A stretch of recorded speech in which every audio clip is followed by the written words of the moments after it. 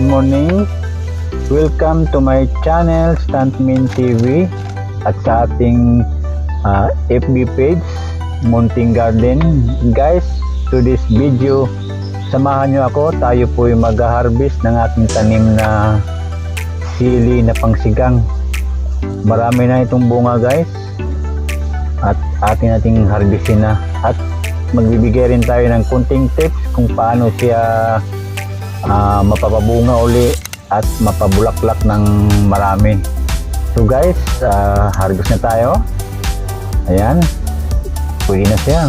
Sarap to sa mga luto nating ulam. At least ano siya, sariwa siya at bagong pitas talaga. Ang kagandahan nito, nasa harap na natin ng ating bahay, nasa garden lang. At ito guys ay nakatanim lang sa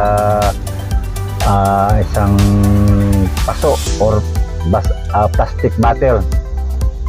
So guys, ito ang ating itong aking sili. Ang daming bunga to, nasa ano lang ito, nasa isang container lang ito guys. Ang ginagawa ko dito para uli siya mamulaklak uli at mamunga. Guys, kailangan lang tanggalin mo yung mga sanga na sa tingin mo wala namang gamit, mga dahon na malapit ng mamatay. So gupitin mo guys, kasi para yung nutrients niya mapunta sa mga tamang dahon, tamang mga sanga. Kasi limited lang ang nutrients nito dahil nasa ano nga lang nasa paso nga lang to Kaya kailangan mo siyang alisin para walang kaagaw. Yan yung tikdigay. Kahit sa mga talong, kalamansi, basta guys sa mga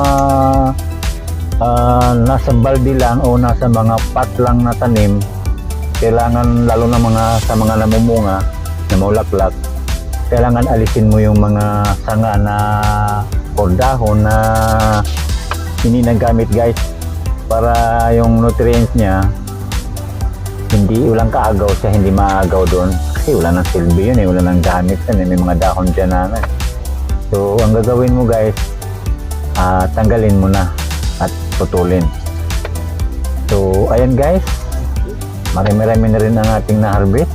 Pwede na makapagluto na tayo ng mga dalawang putahe. Pwede itong ilagay sa suka para mas magtitira lang tayo ng konti, yung mga medyo maliit pa para pa uli makapag bunga pa siya, makapamulaklak na uli. Basta guys, yun lang ang technique doon guys, tanggalin mo yung mga sanga na sa tingin mo wala naman siyang gamit. Yun ang technique guys para mamunga siya uli or mamulaklak siya.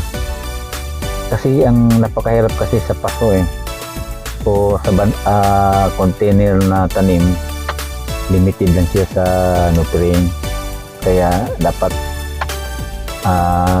tanggalan mo siya ng kaagaw. So ayan guys, ginupit natin yung mga sanga, mga dahon na hindi na kailangan.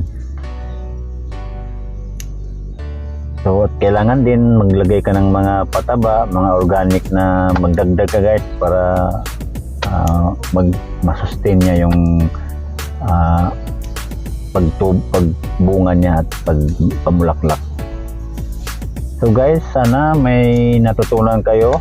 Kung mayroon naman, paki-like na lang po, paki-share. Kung mayroon po kayong mga nais suggest, paki-comment na lang po. Thank you guys. God bless ating lahat.